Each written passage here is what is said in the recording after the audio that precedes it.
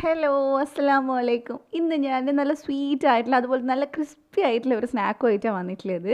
ഇത് അത്ര സ്വീറ്റ് ഇഷ്ടമില്ലാത്തവർക്കും കൂടെ ഇഷ്ടമാവുന്ന ഒരു സ്നാക്കാണ്, കാരണം അത്ര ക്രിസ്പി ആയിട്ടുള്ള ഒന്നാണ്. അപ്പോൾ എല്ലാവരും ട്രൈ ചെയ്ത് നോക്കുക. ഇത് നമ്മൾ കണ്ണൂർ ഏരിയയിൽ ഇതിന് കൂന്തി എന്നാണ് പറയുന്നത്, വേറെ എന്തെങ്കിലും പേരുണ്ടോ എന്ന് എനിക്കറിയില്ല. അപ്പോൾ നമുക്കിതെങ്ങനെയാണ് എളുപ്പത്തിൽ ഉണ്ടാക്കാൻ നോക്കാം. ഇതിന് വളരെ കുറച്ച് ചേരുവ മാത്രമേ വേണ്ടുള്ളൂ. അപ്പോൾ നമുക്ക് പെട്ടെന്ന് തന്നെ വീഡിയോയിലോട്ട് പോയിട്ട് വരാം. അപ്പോൾ ഇത് ഉണ്ടാക്കാനായിട്ട് ആദ്യം തന്നെ ഒരു ബൗളിൽ ഞാൻ 1 കപ്പ് അരിപ്പൊടി എടുത്തിട്ടുണ്ട്. വറുത്തതോ വറുക്കാത്തതോ കുഴപ്പമില്ല. അതിൻ്റെ കൂടെ തന്നെ 1 കപ്പ് കടലമാവ് എടുത്തിട്ടുണ്ട്. പിന്നെ ഞാൻ ഇതിനകത്തോട്ട് 1/4 ടീസ്പൂൺ അപ്പക്കാരം ചേർത്ത് കൊടുക്കുന്നുണ്ട്, ബേക്കിംഗ് സോഡ. അതിന് കൂടെ തന്നെ 1/4 ടീസ്പൂൺ മഞ്ഞൾപ്പൊടി ചേർത്തിട്ടുണ്ട്, ഒരു മഞ്ഞ കളർ കിട്ടാനായിട്ടാണ്. പിന്നെ 1/4 ടീസ്പൂൺ ഉപ്പും കൂടി ചേർത്തിട്ട് ഇത് നന്നായിട്ടൊന്ന് മിക്സ് ചെയ്തെടുക്കുക. നല്ലപോലെ മിക്സ് ചെയ്തെടുക്കുക. നമ്മളിതിൽ അരിപ്പൊടി ചേർക്കുന്നതുകൊണ്ട് തന്നെ നല്ല ക്രിസ്പി ആയിട്ടാണ് ഉണ്ടാവുക. അതുപോലെ തന്നെ കുറച്ച് സ്വീറ്റും ആയതുകൊണ്ട് കുട്ടികൾക്കും എല്ലാവർക്കും ഇത് എന്തായാലും ഇഷ്ടമാവും. അപ്പോൾ നന്നായിട്ട് മിക്സ് ചെയ്തെടുത്തിട്ടുണ്ട് ഞാൻ. ഇനി നമുക്ക് ഇതിനകത്തോട്ട് കുറച്ചായിട്ട് വെള്ളം ഒഴിച്ചിട്ട് ഇത് നല്ലപോലെ ഒന്ന് കുഴച്ചെടുക്കുക. ഒരുപാട് ലൂസായിട്ടുള്ള മാവല്ല കേട്ടോ നമുക്ക് വേണ്ടത്, കുറച്ച് ടൈറ്റ്, എന്നാൽ ഒത്തിരി ടൈറ്റും അല്ല. അപ്പോൾ നമുക്ക് കുറച്ചായിട്ട് വെള്ളം ഒഴിച്ച് നന്നായിട്ടൊന്ന് കുഴച്ചെടുത്തിട്ട് വരാം. ഇത് കടലമാവ് ആയതുകൊണ്ട് തന്നെ നമുക്ക് പെട്ടെന്ന് ഇത് കുഴച്ച് മിക്സ് ചെയ്തെടുക്കാൻ പറ്റും. അപ്പോൾ ഞാനിത് ഒരുവിധം ഇവിടെ നന്നായിട്ട് മിക്സ് ചെയ്തെടുത്തിട്ടുണ്ട്. നിങ്ങൾക്ക് കാണുമ്പോൾ മനസ്സിലാവും ഒരുപാട് ലൂസല്ല. അപ്പോൾ ഇതിൽ നമുക്ക് പൂരിക്കൊക്കെ എടുക്കുന്നത് പോലെ ചെറിയൊരു ഉരുള എടുത്തിട്ട് കയ്യിൽ ഇതേപോലെ ഒന്ന് ഷേപ്പാക്കി എടുക്കാം. കണ്ടില്ലേ? എന്നിട്ട് ഇതിൽ നിന്ന് ചെറിയ ഉരുള എടുത്തിട്ട് ഇതേപോലെ കയ്യിൽ വെച്ചിട്ട് ഒന്ന് ജസ്റ്റ് ഒന്ന് ഇതേപോലെ ഒന്ന് ഉരുട്ടിയിട്ടാൽ മതി. ഇതാണ് ഇതിൻ്റെ ഷേപ്പ്.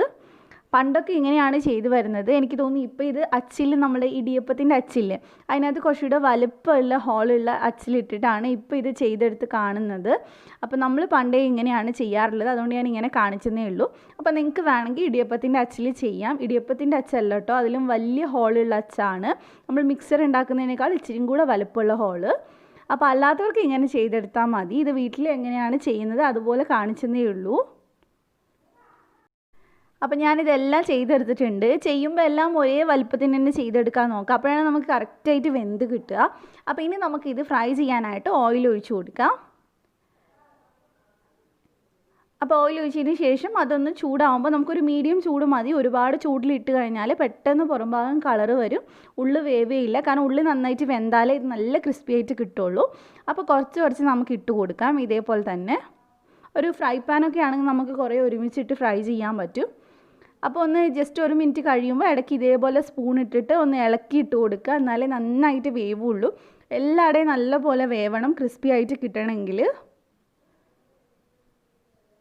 അപ്പോൾ ഇത് ഏകദേശം ഇവിടെ റെഡി ആയിട്ടുണ്ട് കേട്ടോ. അത്യാവശ്യം നല്ല കറുമുറായിട്ട് നമുക്ക് കാണുമ്പോൾ തന്നെ ഇത് മനസ്സിലാവും ക്രിസ്പി ആയിട്ടുണ്ടോ എന്നുള്ളത്. അപ്പോൾ ഇനി നമുക്കിത് കോരിയെടുക്കാം. ഫ്രൈയിങ് നമുക്ക് പെട്ടെന്ന് ചെയ്ത് തീർക്കാൻ പറ്റുന്നതാണ്. നമ്മൾ കുറച്ച് എണ്ണ ഒഴിച്ചിട്ട് നമുക്ക് പെട്ടെന്ന് ചെയ്തെടുക്കാൻ പറ്റും. അപ്പോൾ ഞാനിതെല്ലാം ഇവിടെ എടുത്ത് മാറ്റുന്നുണ്ട്.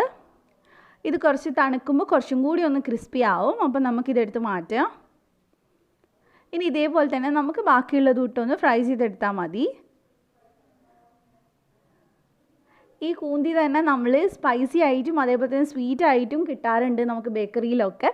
അപ്പോൾ ഞാൻ ഇവിടെ സ്വീറ്റ് ആയിട്ടുള്ളതാണ് ചെയ്തിട്ടുള്ളത്, അതായിരിക്കും കുറച്ചും കൂടെ എല്ലാവർക്കും ഇഷ്ടം ഉണ്ടാവുക. അപ്പോൾ അതേ അടുത്തതും ഇതേപോലെ തന്നെ ഫ്രൈ ചെയ്തെടുക്കുക. നമ്മുടെ ലാസ്റ്റ് ബാച്ച് ഫ്രൈ ചെയ്യുന്നതിന് മുമ്പായിട്ട് നമ്മളിവിടെ പഞ്ചസാരൻ്റെ സിറപ്പ് ഉണ്ടാക്കി വെക്കണം. എല്ലാം കഴിഞ്ഞിട്ട് ഉണ്ടാക്കാൻ നിന്നാൽ ആ ചൂട് പോവും നമ്മൾ ഫ്രൈ ചെയ്തതിൻ്റെ. അപ്പോൾ നമുക്കൊരു പാനിലോട്ട് ഒരു 1.5 കപ്പ് പഞ്ചസാരയും അതിനകത്തോട്ട് 1/2 കപ്പ് വെള്ളവും കൂടി ഒഴിച്ചിട്ട് ഇത് നമുക്കൊന്ന് വേവിച്ചെടുക്കാം. ഒരു നൂൽ പരുവാവുന്നത് വരെ ഇതൊന്ന് വേവിക്കണം. അപ്പം തന്നെ എന്നിട്ട് തീ അങ്ങ് ഓഫ് ചെയ്താൽ മതി. കാരണം നമ്മളെല്ലാം ഫ്രൈ ചെയ്യുന്നവരെ കാത്തു നിൽക്കരുത്. പകുതി ഫ്രൈ ചെയ്യുമ്പോഴേക്കും ഈ പണിയും കൂടി ഒരു ഗ്യാസിൽ തുടങ്ങണം. അപ്പോൾ നിങ്ങൾക്കിപ്പോൾ കാണുമ്പോൾ മനസ്സിലാവുന്നുണ്ടാവും 1 നൂൽ പരുവായിട്ടുണ്ട്. ഈ 1 നൂൽ പരുവാവാനായിട്ട് ഒരുപാട് നേരമൊന്നും വേണ്ട. നമുക്കൊരു പഞ്ചസാര ഒന്ന് അലിഞ്ഞ് പിന്നെ നമുക്കൊരു 2-3 മിനിറ്റ് ഒന്ന് നന്നായിട്ട് തിളപ്പിക്കുമ്പോൾ തന്നെ ഇങ്ങനെ കിട്ടും. അതുകൊണ്ട് ശ്രദ്ധിക്കുക, ഒരുപാട് നേരം വെക്കരുത്. കണ്ടില്ലേ, ഈ 1 നൂൽ പരുവാകുമ്പോൾ നമുക്ക് തീ ഓഫ് ചെയ്യാം. എന്നിട്ട് നമ്മൾ ബൗളിനകത്തോട്ട് ഒഴിച്ചു കൊടുക്കാൻ കേട്ടോ ചെയ്യുന്നത്. നമ്മൾ നേരത്തെ ഫ്രൈ ചെയ്ത് വെച്ചിട്ടില്ലേ, അതിനകത്തോട്ട് നമ്മളിത് മുഴുവനായിട്ട് ഒഴിച്ചു കൊടുക്കുന്നുണ്ട്. ഈ 1 നൂൽ പരുവായാൽ മാത്രമേ ഇതിൻ്റെ പുറത്ത് നന്നായിട്ട് പഞ്ചസാര ക്രിസ്റ്റലായിട്ട് കിടക്കുകയുള്ളൂ, അപ്പോഴാണ് ഇത് ടേസ്റ്റ് ഉണ്ടാവുകയുള്ളൂ. അപ്പോൾ ഇനി നമുക്കിതൊന്ന് മിക്സ് ചെയ്ത് കൊടുക്കാം. എല്ലായിടെയും നന്നായിട്ടൊന്ന് മിക്സായി കിട്ടണം, അപ്പോഴേ പഞ്ചസാര എല്ലായിടെയും നന്നായിട്ട് പിടിക്കുകയുള്ളൂ. അപ്പോൾ നല്ലപോലെ ഇതൊന്ന് മിക്സാക്കി എടുക്കുക. ഇത് പഞ്ചസാരൻ്റെ ചൂട് മാറുമ്പോൾ നല്ലപോലെ ഇത് ക്രിസ്റ്റലായിട്ട് നല്ല പുറത്ത് നല്ല കോട്ടിംഗ് ആയിട്ട് ഇരിക്കും. പിന്നെ ഞാൻ ഇതിലേക്ക് ഒരു 2 ടേബിൾ സ്പൂൺ പൊടിച്ച പഞ്ചസാര ചേർക്കുന്നുണ്ട്. അത് നിർബന്ധമില്ല കേട്ടോ, ഞാൻ ആ ഒരു ഫ്രഷ് ആയിട്ടുള്ള ഒരു പഞ്ചസാരൻ്റെ ടേസ്റ്റ് കിട്ടാൻ വേണ്ടി ചേർത്തന്നേ ഉള്ളൂ. അപ്പോൾ അത് നിങ്ങൾക്ക് വേണമെങ്കിൽ ചേർത്താൽ മതി, ഇല്ലെങ്കിൽ അവോയ്ഡ് ചെയ്യുക. അപ്പോൾ നമ്മുടെ പഞ്ചസാരയൊക്കെ നന്നായിട്ട് പിടിച്ചിട്ടുണ്ട്. നല്ല ക്രിസ്പി ആയിട്ട് നിങ്ങൾക്ക് കാണുമ്പോൾ തന്നെ മനസ്സിലാവുന്നുണ്ടാവും. ഒരു 2-3 മിനിറ്റ് കഴിയുമ്പോഴേക്കും ഈ ഒരു പരുവാവും ചൂടാറിയിട്ട്. അപ്പോൾ ഇത്രയേ ഉള്ളൂ. ഇനി നല്ല പോലെ അതിൻ്റെ ചൂടാറിയതിന് ശേഷം നമുക്ക് എടുത്തിട്ട് ഒരു എയർ ടൈറ്റ് ആയിട്ടുള്ള ഒരു കണ്ടെയ്നറിനകത്ത് സൂക്ഷിച്ച് വെക്കാം. ഏകദേശം ഒരു 2-3 ദിവസമൊക്കെ കഴിയുമ്പോഴാണ് ഇത് കറക്റ്റായിട്ട് ആ ഒരു കുന്തിയുടെ ടേസ്റ്റ് കിട്ടുക. നന്നായിട്ട് പഞ്ചസാരയൊക്കെ അതിൽ പിടിച്ചിട്ട്. പക്ഷേ ഇതിൻ്റെ ടേസ്റ്റ് കൊണ്ട് നമ്മൾ അത്ര ദിവസം ഒന്നും വെക്കില്ല, 1ാമത്തെ ദിവസം തന്നെ ഇത് കഴിച്ച് തീർക്കുള്ളൂ. കാരണം നല്ല രുചിയാണ്. അപ്പോൾ എല്ലാവരും ഒന്ന് ട്രൈ ചെയ്ത് നോക്കുക. നിങ്ങൾക്ക് ഈ റെസിപ്പി ഇഷ്ടമായിട്ടുണ്ടാവുമെന്ന് വിചാരിക്കുന്നു. ഇഷ്ടമായിട്ടുണ്ടെങ്കിൽ ട്രൈ ചെയ്യുക, ഫീഡ്ബാക്ക് പറയുക.